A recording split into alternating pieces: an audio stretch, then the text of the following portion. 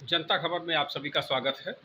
आज हम पहुंचे हुए हैं ये ठाकुरगंज में आचार्य नरेंद्र देव वार्ड में राजेंद्र निगम जी के आवास पर। और आप हैं डॉक्टर अखिलेश्वर सहाय जी, और आप दोनों लोगों का जनता खबर में स्वागत है। आज हम लोग चर्चा करेंगे कायस्थ समाज के बारे में। एक कायस्थ समाज की एक शानदार धरोहर थी, शानदार विरासत रही। डॉक्टर राजेंद्र प्रसाद राष्ट्रपति रहे, लाल बहादुर शास्त्री जी प्रधानमंत्री रहे, अद्वितीय प्रधानमंत्री भारत के। डॉक्टर राजेंद्र प्रसाद प्रथम राष्ट्रपति, द्वितीय राष्ट्रपति और विश्व के अद्वितीय राष्ट्रपति माना जाता है। और नेताजी सुभाष चंद्र बोस, जिनको पूरे देश ने ही नहीं विश्व के जो है तमाम देशों ने उनकी सरकार को भी मान्यता दिया और विश्व के लोगों ने उनको नेता मान लिया। विश्व के नेताजी सुभाष चंद्र बोस थे। लोकनायक जयप्रकाश नारायण पूरे लोक के नायक थे। उसके बावजूद भी कायस्थों की आज स्थिति ये हो गई कि उत्तर प्रदेश जैसे बड़े प्रदेश से एक भी सांसद नहीं है, राज्यसभा सदस्य नहीं है, केंद्र सरकार में कोई मंत्री नहीं है। तो इन सब हालातों के लिए आप लोगों से जानते समझते हैं कि ये क्या स्थिति है, कायस्थ कहाँ से कहाँ पहुँच गए। जी, आप जो है कुछ बताइए कायस्थ समाज के बारे में। आज की डेट में जी, कायस्थों की धीरे धीरे करके अपना ग्रामीण क्षेत्र छोड़ के शहरों में पलायन कर गए, और उसके बावजूद भी आज के समय में कायस्थ हम सब लोग प्रयासरत रहते हैं कि कायस्थ सारे इकट्ठा होके एकजुट होके एक संगठन में आए। लेकिन अभी भी हम ये देख रहे हैं कि कायस्थों की मानसिकता कुछ उस तरह से परिवर्तन नहीं हुई जिस तरह से जी, होना चाहिए। जी, बाकी आगे हमारे यहाँ डॉक्टर साईं जी बैठे हुए हैं, जी, जी। यह आपको अवगत बिल्कुल, कराएंगे। बिल्कुल। ये सर बाराबंकी से आपका गृह जनपद बाराबंकी रहा, हाँ, तो वहाँ जहाँ पर आपका गांव था और आपका भी आना-जाना बना हुआ है, तो वहाँ पर क्या स्थिति रही कायस्थों की? जो आपका बचपना रहा उसमें जो है जिस गांव से आप आते हैं, तो कायस्थों की क्या आसपास कोई ज़मींदारियाँ भी रहीं या नौकरी पेशा किस प्रकार से लोगों का रहा? हाँ, उस समय लोगों का जी, जमींदारियाँ भी रहीं, जी, साथ में कायस्थ लोग शुरू से शिक्षित वर्ग के रहे हैं, जी, और पढ़े लिखे समाज होने की वजह से नौकरी पेशा में भी रहे हैं। नौकरी की प्राथमिकता हम लोगों में शुरू से ही दी गई है, और आज भी हम लोग नौकरी की प्राथमिकता देते हैं। लेकिन किसी कारणवश नौकरियाँ बच्चों को ना मिल पाने की वजह से जी, आज के समय में बच्चे व्यवसाय से भी जुड़ रहे हैं। जी। तो कुल मिला के स्थितियाँ पहले की अपेक्षा अब धीरे-धीरे ठीक होती चली जा रही हैं, लेकिन संगठित होना बहुत ज़रूरी है। जी। तो आपके गाँव में क्या आपका अध्ययन अनुभव है कि आपकी तमाम नातेदारियाँ, रिश्तेदारियाँ रही होंगी, तो उसमें अधिकांश लोग बाराबंकी से बाहर निकल गए या अभी कुछ लोग जो है रह रहे हैं वहाँ पर गाँव में आस-पास? अभी गाँव में कुछ लोग रह रहे हैं और जी। वहाँ पे अपना व्यवसाय भी कर रहे हैं, अच्छा। और समूह से भी जुड़े हुए हैं, जी, और प्रदेश लेवल के भी समूह से जुड़े हुए हैं, जी, जो शहरों में आके जो हम लोगों के समूह चलते हैं जी, कायस्थ समाज के, जी। उनसे जुड़े हुए हैं और अच्छा व्यवसाय कर रहे हैं। एक सामाजिक स्तर भी अब धीरे-धीरे उनका ऊँचा होता जा रहा है। ये कायस्थ समाज की जो स्थिति राजनीति में एक कट से हो गए कि जैसे कोई लोकसभा पूरे उत्तर प्रदेश से नहीं है इस समय, और लगभग कई दशक बीत गए, कोई लोकसभा सदस्य नहीं, कोई राज्यसभा सदस्य नहीं, भारत सरकार में कोई मंत्री नहीं। तो इसके पीछे क्या वजह आप मानते हैं? इसकी मुख्य वजह तो हमारे समझ में ये आ रहा है कि एक समय से शुरू से कायस्थ समाज के लोग राजनीति में कभी नहीं रहे, और ना ही राजनीति से वो जुड़ना चाहिए। और पढ़ाई शिक्षा के बाद में उन्होंने नौकरी की प्राथमिकता ज़्यादा दिया, ना कि राजनीति की। और सबसे बड़ी समस्या ये रही कि समूह में नहीं रहे, और मुख्य कारण ये रहा राजनीति की प्राथमिकता इन्होंने कभी दिया नहीं, एकाकी जीवन जीते रहे। एकाकी जीवन जीते रहे। तो आप कुछ डॉक्टर साहब बताइए कि ये स्थिति कायस्थों में कैसे हो गई कि जो प्रधानमंत्री दिया जिसने, राष्ट्रपति दिया जिसने, और जिसकी सराहना विश्व में हो रही है, वो समाज आज एक सांसद नहीं दे पा रहा उत्तर प्रदेश जैसे बड़े प्रदेश से? कारण जी, ये है मुंशी जी, जी, कारण ये है जी, कि जो यहाँ पर प्रधानमंत्री रहे, क्षमा कीजिएगा, जी, जो जी, प्रधानमंत्री रहे हैं, राष्ट्रपति रहे हैं, जी, उन्होंने कभी कायस्थों को आगे नहीं बढ़ाया। जी, कभी कायस्थों के लिए आगे बढ़ के किया नहीं हाँ कि अपने बराबरी में या अपने बराबरी में तो नहीं ला सकता है कोई, जी अपने अगल बगल नहीं बैठाया। जो राजनीति में कायस्थ रहे, हाँ बहुत से कायस्थ राजनीति, जैसे जयप्रकाश हाँ नारायण, हाँ जी जी लोकनायक लोकनायक को बात दी गई। जी लाला हरदयाल जी पंजाब के थे, जी लाठी जी, खाई, पहली अंग्रेजों से लाठी पड़ी उनके सिर पर, बिल्कुल लेकिन इन लोगों ने सब कुछ किया, त्याग हाँ। किया, देश के लिए त्याग किया। हाँ हाँ जी लेकिन ये समुदाय जो अभी तक हम वाच कर रहे हैं, अपनी छोटी उम्र का भी हम अनुभव ले रहे हैं, जी ये अपने परिवार के लिए, अपने रिश्तेदारी के लिए त्याग नहीं करता था। जी आप देख, लेकिन कहीं पर इसके लिए अपवाद भी हैं, अपवाद भी हो रहे हैं, जो अब लोग धीरे धीरे मिल के रह रहे हैं। अगर ये लोग भी सब राजनीति में लोगों को आगे बढ़ाते, राजनीति में पद दिलाते, ब्रिटिश सरकार के समय में था, हमने पढ़ा है, अपने बुजुर्गों से सुना है, कायस्थों को बहुत बड़े बड़े पद मिले। राय बहादुर की आबादी सबसे ज़्यादा कायस्थों को मिलती थी और क्षत्रियों को मिलती थी। जमींदारी वगैरह क्षत्रियों के पास थी, कायस्थों के पास जमींदारी भी थी, तालुकेदार भी थे, बहुत बड़े बड़े तालुकेदार रहे और जमींदार भी रहे हैं। और उसके बाद तहसीलदार रहे, अमीन रहे, नायब तहसीलदार रहे, लेखपाल रहे, कानूनगो रहे। तो सर्विस से भी धीरे धीरे हट गए। कारण ये रहा, जो एक कायस्थ कहीं किसी पॉलिटिकल पद पर आ गए या किसी नॉन पॉलिटिकल पद पे बड़े आईएएस रहे, जो इस समय आईसीएस होता था, उन लोगों ने अपने आसपास के लोगों को बढ़ाया नहीं। बहुत कम लोग हैं जिन्होंने लोगों को आगे बढ़ाया। अगर वो पॉलिटिकल में थे, अगर पॉलिटिक्स में थे, तो आगे बढ़ाते। उनको यही कहने में उनको बड़ी संतुष्टि मिलती, मैं कुछ नहीं करता हूँ, मैं अपने लड़के के लिए भी नौकरी मांगने नहीं जाता हूँ। 4 लोग उनके आसपास वाले उनको अच्छा कर देते, हाँ बहुत बड़े, बहुत ईमानदार है, वो उनके कहने में ईमानदारी में पड़े रह गए। उन्होंने ये नहीं सोचा कि इन 4 लोगों का काम हमने नहीं करा, इसलिए कि हमको ईमानदार बता रहे कि बहुत ईमानदार हैं। अगर हम इनका काम करा देते तो ये सोचते कि हम बहुत अच्छे आदमी। उन्होंने खाली इसलिए ईमानदार कहा, ईमानदार नहीं कहा, मुंह से तो ईमानदार कह रहे थे, इन्होंने अपने लड़के को नहीं दिखाया, लेकिन वो अंदर की आत्मा से क्या जा रहे हैं, सब मूर्ख है। क्या ये जो पॉलिटिकल पद पे इतने बड़े बैठा है, अपने बच्चों को भी नहीं रखवा पा रहा, अपने रिश्तेदारों को भी नहीं, तो ये मूर्ख है। ये आदमी क्या है, ये मूर्ख है। लेकिन सामने बोल नहीं सकता, कहते मुंह पे बोला नहीं जाता है, तो सामने अगर सच कहते तो कायस्थ ऐसा अहमी कौम है, इतनी घमंडी, आज भी इतना अहम है, इतना, इसका उदाहरण अभी हम आपको देंगे, इतना अहम है, इतना ईगो है कि ये बिना मतलब किसी से बात भी नहीं करता है, बिना मतलब किसी के पास खड़ा भी नहीं होगा। मरने जीने में भी परिवार के लोग पूरे नहीं खड़े हो पाते हैं, उसमें भी पुरानी अदावत दिखाया करते हैं। तो इतना अहमी है, तो उसने कहा इनको ईमानदार को, उसने ये नहीं कहा इनको, अगर मूर्ख कहता मैं मूर्ख हूँ, अरे मैं ईमानदार हूँ कि मूर्ख हूँ। तो वो मूर्ख थे जिन्होंने पॉलिटिक्स में लोगों को आगे नहीं बढ़ाया, मूर्खता की। लेकिन सामने बैठ कर उनके चापलूसों ने उनको ईमानदार बताया, बहुत ईमानदार, बहुत ईमानदार, बहुत ईमानदार करके सब तरफ प्रचार किया। अभी मैं अहम का बात करूँ, मैं निगम साहब के आज पहली बार आया हूँ। इनसे हमारी जो जान पहचान, एज ए मरीज अपनी भाभी को बेचारे दिखाने लाए, उनके घुटने में पेन था। अब लास्ट टाइम पे जब ये लेके आए, छोटा सा वाक्य, तो इनके भाभी के इंजेक्शन में कुछ इंजेक्शन हाथ आ गया, टाइट था हाथ उनका, तो कुछ उसमें दिक्कत थी। तो आज इनका फ़ोन आया, डॉक्टर साहब हम आ रहे हैं आपकी क्लिनिक पे। अच्छा, यहाँ पर एक बगल में इंसिडेंट भी हो गया, सर्वेश जी थे, सब उनकी वाइफ की डेथ हो गई, हमें आना था। हमने पूछा निगम जी आप कहाँ, बोले मैं ठाकुर में यहाँ थाने। तो हमने कहा वहीं तो आ रहे हैं बगल में, तो हम आपके यहाँ। तब तक मेरे एक सज्जन बैठे थे, उन्होंने हमसे कहा, अरे डॉक्टर साहब आप एमडी हो के वहाँ पे चले जाएंगे, आप बताइए डॉक्टर हो कि उनके घर चले जा रहे हैं, आप इंजेक्शन के लिए उनके घर चले जा रहे हैं, अरे उनको आप कोई दवा, यही सब। ठीक है, हमने कहा जैसी आपकी मानसिकता आप ठीक, जैसे मैं, जब हम जाएंगे तो वो मेरे बारे में कुछ तो सोचेंगे अच्छा, कि हम घर पे आगे खाली हम घर, वो वहीं आ रहे थे, मैं क्लिनिक से निकल रहा था, यहाँ से 6-7 किलोमीटर क्लिनिक है, वो उतनी दूर आते, उतना उनका समय जाता, उनका कुछ पेट्रोल कुछ भी जाता, दोनों लोग आते। उनकी भाभी जी हैं, घर के काम से भी होके जा, औरतें घर का काम तो उतनी करके जाए, तो उतना समय बचाया हमने उनका। ठीक है, वहाँ पर उनके घर पे आ गए। अरे कभी तो मेरे लिए सोचेंगे अच्छा कि डॉक्टर साहब चल के आ गए, दवा लिख दी, तो दवा लिख दी, बता दिए सिकाई कर लीजिए। तो मेरे ही क्लिनिक में बैठ के एक ने कहा कि आप मत जाइए। तो ये मेंटलिटी, मतलब खुद तो आ नहीं सकता है कहीं पर और दूसरों को भी रोकते। आप तो बैठे थे मुंशी जी वहाँ, दूसरों को भी रोकते। और वहीं पे एक और सज्जन बैठे जो दूसरी जात के थे, उन्होंने कहा नहीं डॉक्टर साहब आपको जाना चाहिए, अवश्य जाइए, आप बिल्कुल जाइए। तो देखिए, यानी उनकी जात की मानसिकता जैसी उन्होंने कहा, हमारी जात की मान। तो हमने इनको, और मैं निगम जी को भी देख रहा हूँ, जो अभी आके इनसे परिचर्चा हुई, बेचारे इनकी बताइए वाइफ की डेथ होगी, किसी बीमारी सभी की डेथ होती है। इनके भाई की बहुत पहले डेथ, मतलब इनकी भाई की भाभी की डेथ होगी, इनके भाई, और पूरे भी घर की जिम्मेदारी लेकर चल रहे हैं, 2 लड़कियों की शादी की, गांव भी देख रहे हैं, गांव कह रहे थे मुझे, समाज को भी देख रहे हैं, गांव भी देख रहे हैं, समाज को भी देख रहे हैं, समाज इनकी सुन रहा है, नहीं सुना तो ये बताइए, समाज के लिए भी चिंतित है, गांव भी देख रहे, गांव नहीं छोड़ा। जो अभी हमने बात कही थी पहले भी, कि हम लोगों ने जो गांव छोड़ दिया ना, गांव छोड़ के भी शहरीकरण आ गया, तो गांव जाना ही नहीं पसंद करते। गांव जुड़ते हैं, 4 लोग अगल बगल के होते, चौपाल होती, सब लोग मिलकर बैठ के बात करते।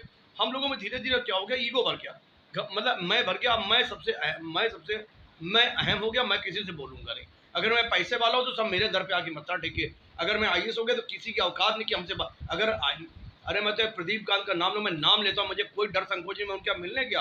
तो उन्होंने कहा आप कैसे आ गए मेरे घर पर जी, मेरे साथ एक जैसे आप हैं एक और हाँ, कैद, हाँ, तो हाँ। वो कैद हमसे भी ज्यादा देता हूँ। उसने कहा कैसे आ गए भाई साहब, चल के आए हो गाड़ी दौड़, कैसे चल के हाँ, आए हो? हाँ, उसने कहा मैं तो बहुत बड़े बड़े लोगों का आज तक किसी कैद ने इस तरह बोला ही नहीं। जी, बात जी। फिर कहना चाहो बैठो चाय पी लो, मतलब उनको अच्छा। लगा तब चाय पी लो आके। अच्छा, तो फिर हमने कहा देखिए भाई साहब मैं चाय पीने नहीं आया हूँ, सीनियर जी। आईएएस थे वो। जी, हमने कहा चाय पीने नहीं आया हूँ जी, जी। भैया, आपका पद तभी तो 2 साल और रहेगा आपका पद, जी। फिर आप दर दर घूमेंगे सबके घर पे। जी, जी। तभी मैंने कहा कि आप लोग जब तक पद पे, आप पहचानते नहीं किसी को, आपने जी कोई आपके घर पे आया, पहले आपको पूछना था हाँ भैया क्या नाम है, कोई व्यवहारिकता नहीं, कैसे आना हुआ बताइए। वो हम कह रहे हैं वो ना भी कायस्थ होता तो अभी आप कहते हैं चलिए आप दूर से मिल, अच्छा बैठिए आम आदमी। और फिर एक आईएएस को तो वैसे ही सब खर्चा पानी मिलता, नाश्ता पानी कराने का सब कुछ मिलता उनको भत्ता, तुम्हें चाय ना पूछ के और तुमने पूछ लिया आप कैसे आ गए घर पर, किसने पता दिया? मतलब एक पूरे इंडिया में वही आईएएस थे, उनकी सेठ जो होगी वही एक आईएएस थे, अगर वो नहीं होंगे आईएएस, कोई दूसरा आईएएस नहीं होगा, ये किसी से काम नहीं करा। हम लोग इतने अहम ही हैं कि मैं जैसे एक डॉक्टर हो गया, मैंने मेडिसिन में, तो मैं ही एक और दूसरा कोई डॉक्टर ही नहीं फिर, मतलब कोई डॉक्टर नहीं ना दूसरा कोई। राजेंद्र जी की अगर घमंड आ जाए कहेंगे कोई दूसरा डॉक्टर नहीं, तो हम यही एक डॉक्टर इन्हीं के हम जाएं, या यही एक मरीज हम इनके बिना जी नहीं सकते। यानी एक तो ये अहम हम लोग को निकालना पड़ेगा। हम तो कहेंगे भैया मेरे जो महापुरुष रहे हमारे यहाँ, उन्होंने समाज को बहुत सुधारा, समाज सुधारक सब रहे, लेकिन पॉलिटिकल आगे नहीं बढ़ाया उन्होंने। लोग अगर पॉलिटिकल आगे बढ़ाते, आज हम लोग भी पॉलिटिक्स में अपने लिए संघर्ष न कर रहे होते, बल्कि संघर्ष भी हमारा गौण प्रकार का संघर्ष भी, हम लोग संघर्ष नहीं करते, हम लोग एक बड़े नेता को पकड़ उसी के लटके रहते बच्चा, और वो भी कुछ करता नहीं। अरे कहने की बात है क्यों, अभी 110 सभासद यहाँ चुनाव में एक टिकट मिला, खाली एक टिकट मिला, और एक जो दूसरी सभा थी उनको दोबारा मिला, तो वो भी जीती नहीं, एक टिकट मिला। बताइए 110 वार्ड में एक कायस्थ को टिकट मिला है। अब आप देखिएगा लोकसभा चुनाव रहा, देखिएगा एक टिकट यहाँ कायस्थों को मिलता है तो पूरे उत्तर प्रदेश में उसका प्रचार किया जाता है, अरे कायस्थन का टिकट मिल गया, लाल टिकट मिल गया, और वो बेचारा कायस्थ इतना पॉलिटिकल कमजोर है दिमाग से, वो सोचता हमको टिकट मिल गया तो बहुत बड़ी बात हो गई। अरे 3-403 विधानसभा में एक टिकट मिलता तो उसका प्रचार घनघोर किया जाता है, लेकिन और जातियों को जो टिकट मिलता है उसका कोई नहीं प्रचार करता है। और कायस्थ कैसा है, वो उनका प्रचार करता है कि भैया उनको वहां टिकट मिला, उनको वहां जिताना। मैंने तो यहाँ तक देखा है, आप लोगों को बताऊंगा कि जो कायस्थ बहुत क्षेत्र है वहां से दूसरी जात के आदमी को टिकट मिलके कायस्थ को जिताते। बताइए मैं गलत कर रहा हूँ तो कहिए। जहाँ कायस्थ बहुत क्षेत्र है वहां पे जनाधार के हिसाब से जो टिकट बांटने की परंपराएं चल रही है, जो नियम कानून है, तो जब जो बहुल जात होती है उसको टिकट देते हैं कि वहां पे बहुल जात हो, टिकाऊ हो, जिताओ तो उसको टिकट देते हैं। तो क्या कायस्थ कहीं से टिकाऊ नहीं है, कहीं से जिताऊ नहीं, आप उसको टिकट ही नहीं देते? क्यों नहीं टिकट देते? अरे क्योंकि वो तो बिना टिकट लिए, बिना कुछ करे आपको वोट देने जा रहा है, वो तो बिना बुलाए आपके घर जा ही रहा है, तो उसकी चिंता क्यों करेंगे आप? क्योंकि कायस्थ विरोध नहीं करा। जिस दिन कायस्थ सड़क पर विरोध करेगा तो उस दिन वो आ जाएंगे कि हाँ भाई विरोध ना करो, 8-9 लाख वोटर है, तुम्हारा वोट ऐसा ना वोट चला जाए। लेकिन समस्या क्या, हम लोग इतने बड़े वो हैं, इतने न्यायवादी थे, इतने नियम कानून के थे कि जब सरकार की नीतियां चली थी कि 2 बच्चे करो तो हमने 1 बच्चा किया, 1 बच्चा करो। अगर कहीं सरकार कह देगी 1 बच्चा करो तो हम लोग 1 बच्चा भी पैदा नहीं करेंगे। ये हमारी विडंबनाएं हैं, हमारी सोच है। हम लोग सोचते हैं हमारे बुद्धिमान है, लेकिन तो हम कह रहे हैं कि हमें बुद्धिमान तो जरूर है, पढ़ाई में बुद्धिमान है, बिजनेस में भी अच्छे पे हैं। कई स्टेट में कायस्थ सरनेम से बिजनेस करें, जो सरनेम उनका यूपी की अलग अलग सारंग आरंग नारंग वगैरह नाम लिखते हैं, वो अलग अलग बिजनेस कर, बड़े बड़े बिजनेस करते हैं, लेकिन पॉलिटिकल टच नहीं है इनका। ये पॉलिटिक्स, क्योंकि पॉलिटिक्स जो होता है वो हम लोग बहुत ही सीधा ये जीवन यापन करते हैं। मतलब ऑफिस गए, घर आ गए, बैठ गए, कब चाय मिल जाए, थोड़ा बहुत संडे हुआ तो मीट ईट बन जाए, मुर्गा बन जाए, और या फिर अंडे की सब्जी बन जाए, या एक आध घर में अंदर फ्रिज में बोतल वोतल जरूर लगी होगी, एक पैक चुपचाप ले लेंगे। या दोस्ती बहुत मतलब है, करने वाले तो ही अच्छा है, करते लोगों को करते भी, करना भी चाहिए। एक आध पैक दोस्त के साथ बैठ के बस शांति से खा पी के सो गए, सुबह फिर वो 9 से 5 का ऑफिस हो गया, या बड़ा ये से वो अपनी कार पे बैठ के चला गया। तो ये जीव तो यही हमारी मानसिकता में भर दिया गया कि तुम एक आलसी कौम हो, एक तुम ऐसी कौम हो जो बड़ी आरामशाह कौम है, आप लोग लग्जरी लाइफ जीने। क्योंकि ये कह के हमको झूठ कहते, अरे आप बहुत लग्जरी वाले, अरे डॉक्टर साहब आप डॉक्टर, आप बड़ी लग्जरी लाइफ, आप कहाँ उठ के जा सकते हैं। ये कर करके हम लोग को राजनीति से दूर किया जा रहा है। मैं सच कह रहा हूँ, हम लोग को साजिश के तहत 1947 से कोई भी सरकारी राजनीति से दूर किया गया हम लोग को, साजिश के साथ। और ये कहा गया राजनीति गंदी है, राजनीति गंदी है। अरे जब इतनी गंदी है तो तुम लोग क्यों घुसे हो उसमें यार? जब इतनी राजनीति गंदी है, इतनी खराब है, तो तुम्हारे लड़के बच्चे के एक जो राजनीति में पॉलिटिकल नेता किसी भी जात के अपने बच्चों को कानून में पढ़ाएंगे, फलानी जगह पढ़ाएंगे, और भाषण क्या देंगे, हिंदी भाषी प्रतिनिधि, हिंदी पढ़िए आप, हिंदी में सब चीजें। अरे अपने बच्चों को तुम हिंदी भाषा क्यों नहीं सिखाते हो, हिंदी में क्यों नहीं रखते हो? एक हमारा देश है जहाँ पर अपनी भाषा बोलने में हमको शर्म आती है। आप विदेशों में अपनी भाषा में संसद में बोलते हैं। एक पंडित अटल बिहारी वाजपेयी ने, हमारे जो बहुत ही विचारक, बहुत ही अच्छे नेता, उन्होंने हिंदी में भाषण दिया, बाकी लोग भाषा देने। एक हमारे आदरणीय नरेंद्र मोदी जी हैं, टोटल हिंदी बोलते हैं, तो सबको हिंदी बोल। मेरा कहने का मतलब है, तो क्या कायस्थ को कहते तुम इंग्लिश बहुत अच्छी बोलते, इंग्लिश वो इसी में पढ़ा रहता है कि हम इंग्लिश बहुत अच्छी बोलते हैं, हम लग्जरी जीवन लाइफ करते हैं, हम घर से निकलना नहीं चाहते हैं, हम संडे को घर में पड़े रहते हैं, हम किसी 10 परिवार कायस के अगल बगल होंगे, अगर आप जाके कह दीजिए कि भैया सब लोग मिला करो, तो कहते हैं क्या फ़ायदा मिलने में। अरे 10 परिवार अगर कायस एक जगह रहे, सब लोग मिलिए, सब एक दूसरे की शादी में खड़े हुए, किसी लड़के की, यहाँ लड़की की शादी खाली बात करें, अरे लड़के की शादी में भी भाई साहब उतना ही पैसा खर्च होता है, उतना ही। लड़के की शादी में और लोग पैसा खर्च करवाते हैं, उससे ज़्यादा। अगर लड़की की शादी में 1 लाख खर्च होता है तो लड़के की शादी 10,000। ये विषय, जैसे मैंने माना कि जो है भारतीय जनता पार्टी आपको टिकट नहीं देती, कांग्रेस नहीं देती है। भारतीय जनता पार्टी एक समय था जब लखनऊ से एक विधायक सुरेश श्रीवास्तव को देती थी और मेयर में एस.सी. राय को देती थी। बाद में जो बात आपने बताई कि कायस तो बिना मांगे ही वोट दे रहा, तो उसने सोचा भाई क्यों देना है, चलो एक जो है दे दो टिकट। फिर उन्होंने सोचा कि अभी एक भी नहीं देने की जरूरत है। जब बच्चा जो 2 महीने का बच्चा होता है, जब उसके दूध की प्यास होती है तो माँ के आंचल पे हाथ मारता है, बिल्कुल, तब माँ उसको दूध पिलाती है। क्या कायस्थ समाज, कायस्थ तो मांगने नहीं जाता है क्या ना। कायस्थ समाज कुछ इस प्रकार का 2024 में दिखाएगा कि कम से कम पूरे उत्तर प्रदेश भर में जो है कहीं एक लोकसभा टिकट चिन्हित कर ले कि ठीक है भाजपा नहीं देगी, चूंकि आज तक नहीं दिया। भाजपा को देख करके कांग्रेस ने भी ये सीख लिया कि भाई कायस्थ को लोकसभा टिकट नहीं देना है, तो अब कांग्रेस भी पिछले 2-3 बार से किसी कायस्थ को पूरे उत्तर प्रदेश से लोकसभा का टिकट नहीं दे रही है। हम काट रहे हैं जो तरीके से नहीं, टिकट की बात तो अलग है, हाँ, लेकिन ऐसा नहीं है। विधानसभा चुनाव में यहाँ से लड़े थे, कोई विधानसभा जो कांग्रेस का कैंडिडेट लड़ा था यहाँ से, पिछले बार विधान में हम सब मैं कह रहा हूँ लोकसभा में क्यों नहीं देते? नहीं, लोकसभा में कांग्रेस और भाजपा की क्या मिली भगत है कि कांग्रेस और भाजपा लोकसभा में किसी कायस्थ को नहीं देते हैं टिकट? जी, तो देखिए उनकी तब पता चलेगी जब वो अपने पत्ते खोलेंगे। जी, लेकिन हमें नहीं लगता कि कायस्थों को टिकट मिलेगा, हाँ, क्योंकि आज भी कायस्थ विरोध नहीं करना चाहता। अभी कायस्थों की हत्याएं हो रही हैं। अभी आपने जब करके एक गौरी लड़की की हत्या काट के मार दी, गौरी श्रीवास्तव हत्याकांड लखनऊ का जो है बड़ा, सब लोग गए थे, आप भी गए थे मेरे साथ, जी, क्या था लड़के का नाम बताइए? विनय श्रीवास्तव हत्याकांड, हाँ, जिसमें मंत्री सांसद नहीं विरोध किया, हम उनके घर गया, उनकी स्त्रियों से मिला, सबसे मिला, लेकिन कोई विरोध नहीं, क्योंकि हम लोग विरोध कर ही नहीं पा रहे। अभी एक वहां पर अभी देखिए आपके देवरिया में ब्राह्मण परिवार की हत्या हुई, वहां पे पूरा अमला पहुंच गया, जाके डीजी तक वहां पे पहुंच गया, डीजी पुलिस वहां पे पहुंच गए, क्योंकि वो लोग बोले ना, उनका परिवार बोला, तो हम लोग बोलते नहीं तो कोई पहुंचते नहीं, क्योंकि हम लोग में वो ईगो है कि हम बोलेंगे नहीं। या तो ईगो है हमारे अंदर, या हमारे अंदर कोई डर है, या हमारे अंदर कोई कायरता है, क्योंकि राजनीति से निकल गए तो हमारे अंदर कायरता होगी। राजनीति देखिए, राजनीति पे रिस्क है, जो रिस्क उठाएगा, साहस उठाएगा, वही बिजनेस करेगा, वही कहते हैं वीर भोग्या पृथ्वी के वो भोगेगा जो वीर होगा, जो वीर नहीं होगा वो सुख नहीं। क्योंकि हम लोग तो अपने बीवी बच्चों में पड़े रहते हैं, वही हमारा जीवन है, वही हमारा जीवन है, उसी में हम खप जाते हैं, उसी में खत्म हो जाते हैं। मैं एक बड़ी फिलॉसफी बात कहने, राजनीति से हट कहना, मैं डॉक्टर की तरह देखता हूँ, कायस्थों का जीवन जो है बहुत कम है। कोई 50 साल में मारा जा रहा है, कोई 60 साल में मारा जा रहा है, कोई 65 साल में मारा जा रहा है, कोई 55 साल में, कोई 30 साल। क्या कारण है? इनका जीवन कम है, क्योंकि ये विचारक नहीं, सोच नहीं पा रहे हैं। ये आज भी समाज को सुधारने में ये कायस्थ ऐसी कौम है कि अगर इसके नाली में कहीं पर एक पत्थर लग जाता है तो दूसरों को घर में जाके बता देगा, भैया देख के चलना पत्थर लग गया, लेकिन अपने घर में नहीं बता पाता बस। और लोग क्या सोचते हैं, और फिर कायस्थ अगर छोटा मोटा काम होगा 100-200 रुपये 300, वो अपने हाथ से नाली बनवा देगा वो। लेकिन अगर उससे कहिए भैया हम थोड़ा पॉलिटिक्स में खड़े हो रहे हैं, हमें 200 रुपये 500 हज़ार चंदा दो, तो सोचेगा। लेकिन अब हम एक और विडम्बना, एक अपवाद भी है कि आप कायस्थ मिल के भी रहने लगे। मैं तो नागपुर तक कायस्थ मिला के सब जगह गया हूँ, कायस्थ मिल के भी रहने लगे हैं सबके साथ। अरे एक मेरे बहुत अच्छे मित्र हैं, छत्री मित्र हैं, उन्होंने कायस्थ से शादी की। उन्होंने कहा 2024 में उन्होंने हमसे कहा आप लोग क्या करते हैं, आप लोग अपनी जाति के लिए तो करते हैं, दूसरी जातियों के लिए आप लोग सवार। कितनी कड़वी बात कही, लेकिन हमको बुरी नहीं लगी, हमने उनसे सीखा। और कायस्थ एक और कायस्थ कहे तो सबको लेगा कड़वा, लेकिन सुन कुछ नहीं सकता। अरे कायस्थ तो यहाँ तक है भाई साहब, डेथ हो जाए, शरशैया हो जाए, आदमी का निधन हो जाए, आदमी का देहांत हो जाए, वो शरशैया में पड़ा, लेकिन फ़ोन नहीं करते हैं स्पेशल। आजकल तो सिस्टम हो गया व्हाट्सएप वाला, व्हाट्सएप पे डाल। अरे भाई बहुत लोग व्हाट्सएप नहीं देख पाते, हज़ारों लोग 10-10, 15-15 ग्रुप से जुड़े नहीं देख पा रहे, तो आप कम से कम क्या होता, आप तो 250 रुपये का कूपन पड़ता, महीने भर चलता, आप फ़ोन करके तो बता ही सकते हैं।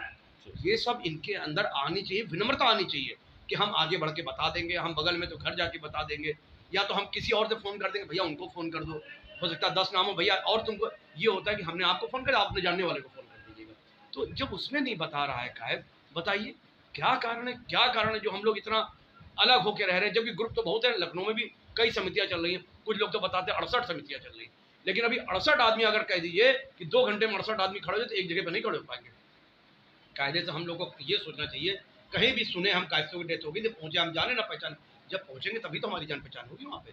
हम पहुंच जाए वहाँ पे, चाहे हम 10 मिनट के लिए दूसरे दिन पहुंच जाए। जैसे हम डॉक्टर हैं, हमें आए थे एक डेथ में, बगल में सर्वेश जी की डेथ हो गई, हम नहीं पहुंच पाए क्लिनिक टाइम पे, आप भी आए थे 11, उनका हो चुका, तो हम लोग पहुंचे तो उन क्या, कम से कम पहुंचे, वो ध्यान तो रखेंगे इस बात का। और कल को हम ये भी नहीं सोच के कि हम मरे तो वो खड़े हो, वो तो वो जाने हम कब मरेंगे। आदमी 30 साल का मरा जाए, 60 साल का जिंदा, बेटा मरने का भी कोई ठिकाना नहीं। तो हम अगर आज मिल के नहीं रहेंगे तो कल हमारे आने वाली पीढ़ी, बच्चों का भविष्य चौपट हो जाएगा। वो तो और अलगाव करेंगे, उनके पास तो आज व्हाट्सअप हो गया, कुछ नहीं, वो बोलते हैं परमानेंट व्हाट्सअप में लगे रहते हैं, परमानेंट वो व्हाट्सअप में लगे रहेंगे, मोबाइल पकड़ लेंगे, उनको तो किसी से मतलब ही नहीं रहेगा। अगर हम चाहते हैं हमारी पीढ़ी ठीक हो तो हम बच्चों से भी ये सब दूर कराएं, बच्चों को मिक्सअप करें, बड़े आए उनके पैर छुआएं, बड़े आए उनके पैर छुआएं, उनसे नमस्ते कराएं, सब लोग बैठे। कुछ नहीं होता अगर हम एक, आप सोचिए आज से 20 साल पहले कोई आता तो लोग खाना खा के जाते थे, क्यों नहीं करता, खाना खा के जाते थे, चाय पी के जाते थे, तो पैसे कमी नहीं होती, जबकि पहले पैसा कम था।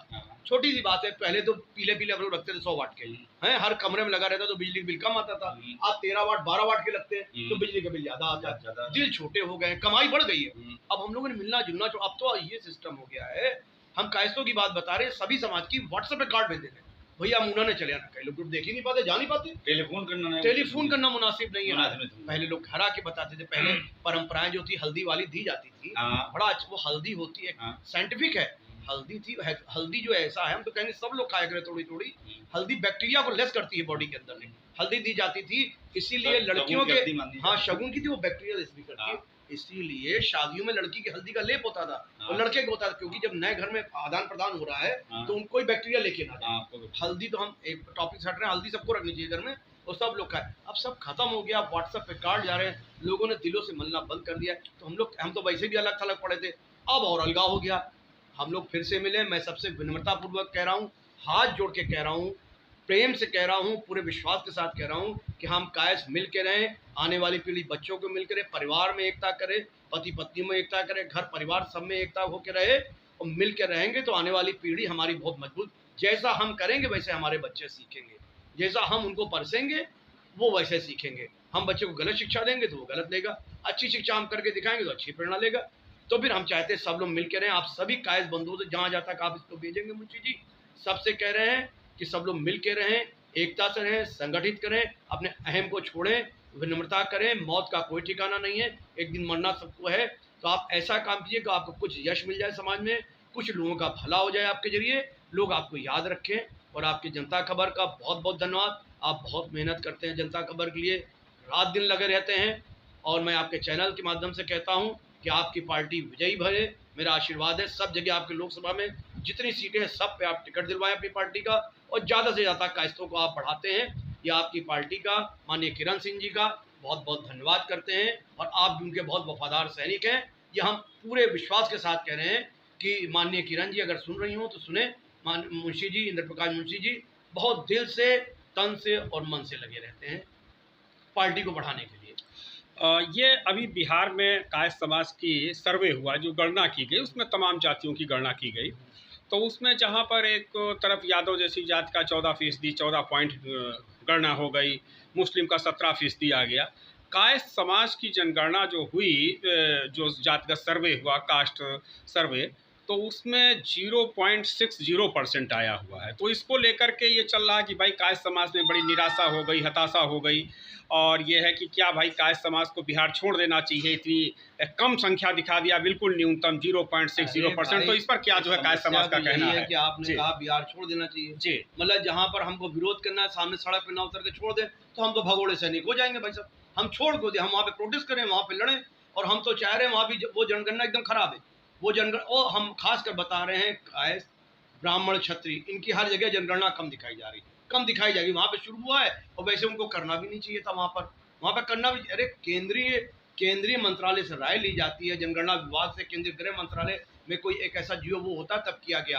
अब क्या कारण है जनगणना करने की, कायस्थों की जनसंख्या सबसे कम दिखाई गई। हम तो कह रहे हैं ब्राह्मण, क्षत्रिय, कायस्थ जो है सबसे कम दिखाए जा रहे हैं, हमें लगता है पता नहीं क्या कारण है। अब तो हम आपके चैनल के माध्यम से कहते हैं इन सबको मिल के रहना चाहिए, और जो जनगणना बिहार में दिखाएगी वो बहुत कम है, वो तथाकथित उनका जनगणना है, वो काल्पनिक जनगणना वाली पेपर में दिखा दी गई है।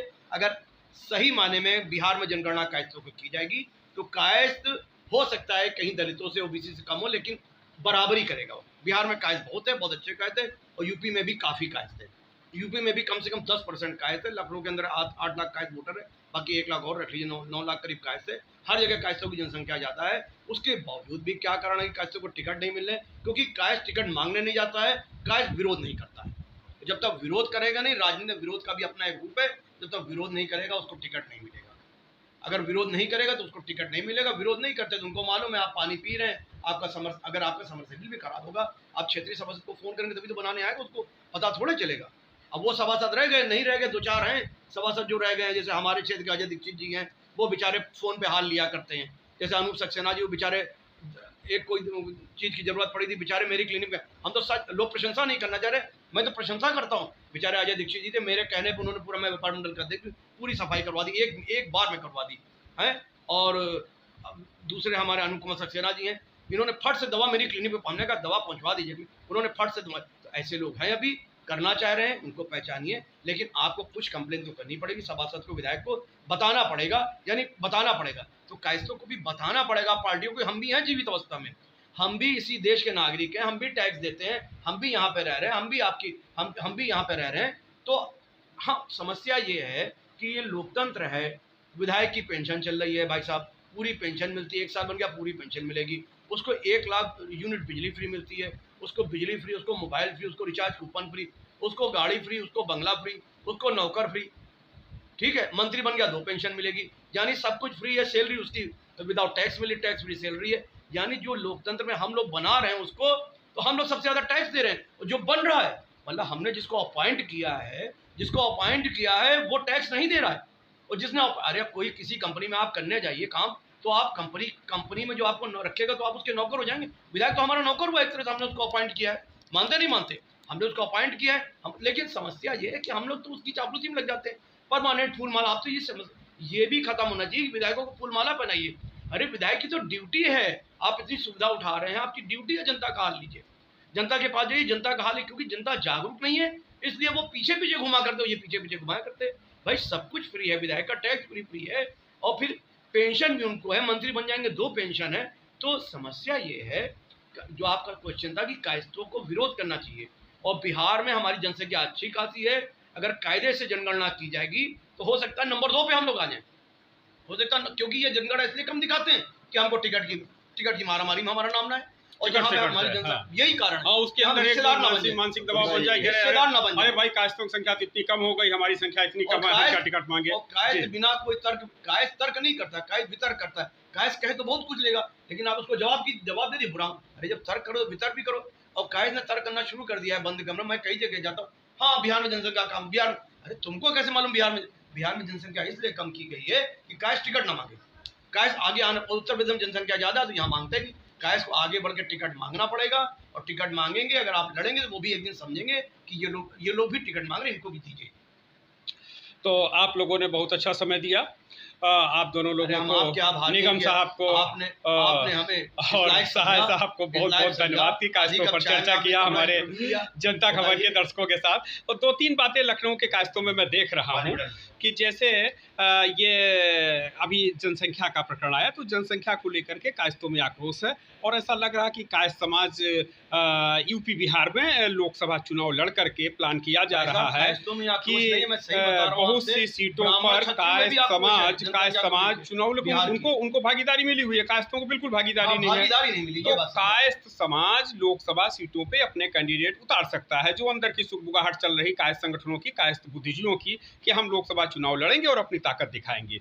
दूसरा, जो लोकनायक जयप्रकाश नारायण के नाम पर बना हुआ विधानसभा के सामने लोक भवन, उसमें लोकनायक जयप्रकाश नारायण की मूर्ति न लगा करके किसी दूसरे की मूर्ति लगा दी गई, उससे आक्रोश है। फिर ये ताज होटल के पीछे जो जयप्रकाश सेंटर बना हुआ है, जयप्रकाश नारायण इंटरनेशनल सेंटर, उस पर लोकनायक जयप्रकाश नारायण की मूर्ति पर जाने पर प्रतिबंध लगा दिया गया। उस पर तमाम लोगों ने गेट फांद के गए, उसको लेकर के काफ़ी आक्रोश है। और लाल बहादुर शास्त्री का जो बनारस में चंदौली में वो था, उनके नाम पे रेलवे स्टेशन, उसको बदल दिया गया।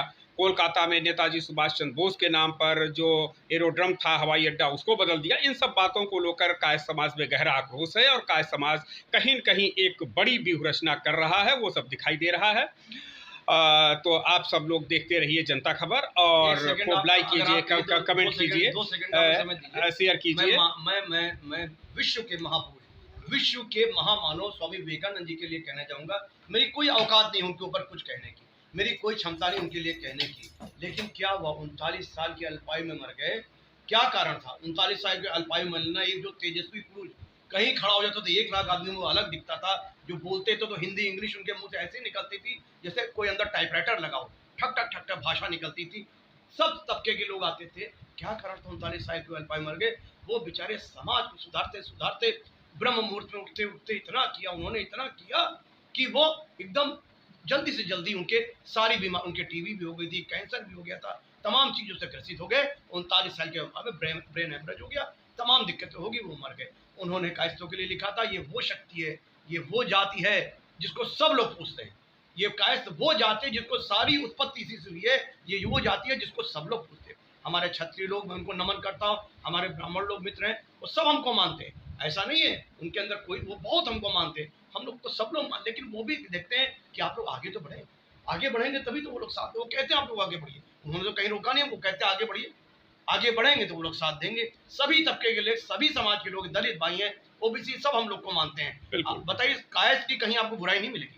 बिल्कुल नहीं, तो अभी एक जो नया समीकरण जो है यूपी बिहार की राजनीति पे एक नया समीकरण आ रहा, केडीए, कायस्थ दलित तो पिछड़ा अल्पसंख्यक मिलकर के एक केडीए समीकरण बन गया है, कायस्थ दलित पिछड़ा अल्पसंख्यक समीकरण बन गया है। ये जो है एक अच्छी बात दिख रही है। और स्वामी विवेकानंद जी ने इतना सब किया, उसके बाद फिर स्वामी विवेकानंद जी को कुछ लोगों ने शूद्र कहा कि भारत की अमेरिका जिसको सम्मान दे रहा है वो शूद्र है। तो फिर सुभाष चंद्र वो नेताजी स्वामी विवेकानंद जी आते हैं और वो कहते हैं कि नहीं, मैं शूद्र नहीं, मैं उन महापुरुषों का हूँ, मेरे पूर्वज विशुद्ध रूप से क्षत्रिय हैं और मैं उन महापुरुषों का वंशज हूँ जिनके चरण कमलों में प्रत्येक ब्राह्मण ओम यमाय चित्रगुप्ताय वै नमः का मंत्र का उच्चारण करते हुए पुष्पांजलि देता है। इस प्रकार से स्वामी विवेकानंद ने कहा। और डॉक्टर राजेंद्र प्रसाद का जो आपका सहाय साहब है कि उनको भी सूद कह करके अपमानित किया गया और काफ़ी वो गया कि घटना है इस प्रकार से। और इस समय लोकनायक जयप्रकाश नारायण का अपमान हो रहा है। तो ये कायस्थ महापुरुषों का जो अपमान हो रहा है, उपेक्षा हो रहा है, उत्पीड़न हो रहा है, तो इस पर ये जो है बड़ा सवाल कि कायस्थ क्यों नहीं बोलता है। लेकिन कहीं कहीं जो सुगबुगाहट दिख रही है उससे ऐसा लग रहा है कि कायस्थों में आक्रोश है। हाँ, जागरूक है लोग जो है। हम लोगों ने प्रोटेस्ट किया था। जी हाँ, प्रोटेस्ट 1 घंटे में 10 दिन के प्रचार में 6-7 हाँ, अभी 11 अक्टूबर को लोकनायक जयप्रकाश नारायण की जयंती पर मेला लगा और लगभग देश के सभी समाचार पत्रों में, इलेक्ट्रॉनिक मीडिया में सब में आया। इको गार्डन लखनऊ में जेपी जयंती और मेले का आयोजन हुआ। तो आप सब देखते रहिए जनता खबर। आप सबको बहुत बहुत धन्यवाद।